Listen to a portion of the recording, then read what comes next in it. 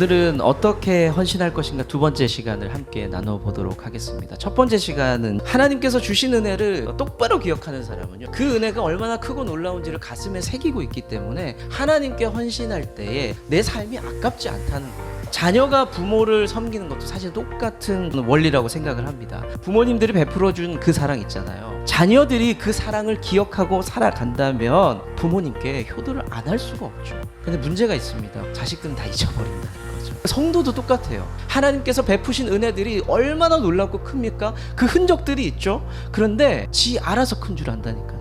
그래서 그 은혜를 기억도 하지 못하고 잊어버리고 하나님 앞에 헌신하자 얘기하면 아까워요. 왜냐하면 그 은혜를 잊어버렸기 때문에 그렇다는 겁니다. 여하튼 우리는 은혜를 기억할 수 있어야 주님 앞에 기쁨으로 헌신이 가능합니다. 어떻게 헌신할 수 있을까? 첫 번째는 은혜 잊지 말자 이야기였고요. 두 번째는요, 하나님의 뜻과 계획들을 좀 생각해보고 좀 기억해보자. 어린 사무엘이 제사장과 함께 지내는데 갑자기 하나님의 음성을 듣습니다. 사무엘아 사무엘아. 자려고 누웠던 상황이었거든요. 그런데 그 자리에서 자기 이름을 누가 부르니까 벌떡 일어나서 음성이 들리는 곳으로 뛰어가게 됩니다. 누웠다가 벌떡 일어나죠.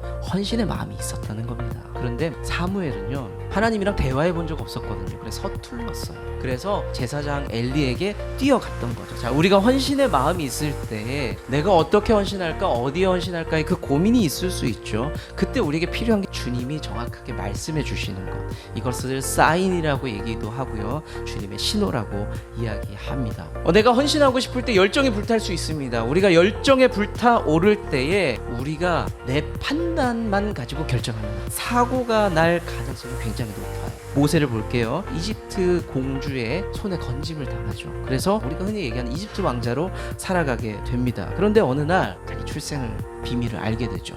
자기 정체성을 확인하고 갈등하고 힘들어합니다. 갈팡질팡하면서 모세 안에는 자기 민족을 향한 열정이 막 일어났어요. 그러면서 생긴 일이 누군가를 죽이게 됩니다. 감정이 그 사람을 그렇게 이끌어간 겁니다. 열정만 충만했어요. 그래서 살인을 저지르게 되고 도망자가 됩니다. 우리가 열정만 가득하게 될 때 이런 실수할 수 있어요. 그런데 세월이 지나고 나서 하나님께서 광야에 있는 양치기 모세를 다시 부르세요. 하나님과 대화가 시작이 되죠. 하나님께서 모세에게 이제 네 그 혈기가 다 죽었지, 이제 내 얘기 좀 들어봐라 라고 말씀을 하십니다.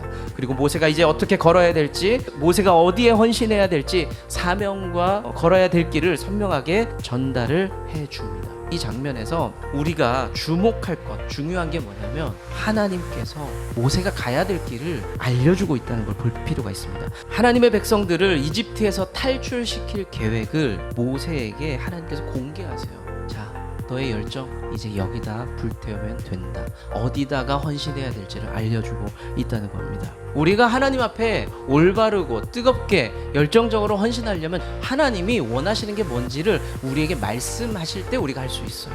하나님께 물어보세요. 하나님, 제가 뭐 하면 돼요? 그럼 여러분들의 기도가 이런 기도가 돼야 한다는 겁니다. 우린 핑계가 많아요. 하나님, 제가 그거 하기에는 힘이 없어요. 능력이 없어요. 저는 부족합니다 라고 핑계해요. 하나님, 그거 하기에는 제가 좀 귀찮아요. 불편해요. 또 거절합니다. 하지만 하나님께서는 네가 빈들의 광야와 같이 그런 곳에 서 있을지라도 나는 너를 쓰고 싶다는 거예요. 사랑하는 성도 여러분, 빈손 들고 나가셔도 됩니다. 내가 상처나고 모나고 부족한 모습, 그래도 주님이 말씀하실 때 그곳에 우리가 서 있으면 주님은 놀랍게 역사하실 줄로 믿으시길 바랍니다. 이제 말씀을 좀 맺어볼게요. 이 시간에 우리가 좀 사명에 대해서 좀 진지하게 생각해 보면 좋을 것 같아요. 그리고 좀 다짐해 봤으면 좋겠어요. 하나님께서 여러분들에게 엄청난 걸 생각보다 요구하지 않아요. 그냥 한 걸음 더 전진하는 거예요.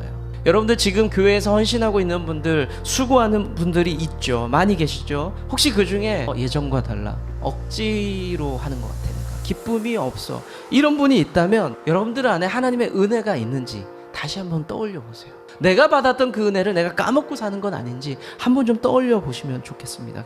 그리고 우리가 또 한 가지 기억해야 될 건, 주님 앞에 물어보세요.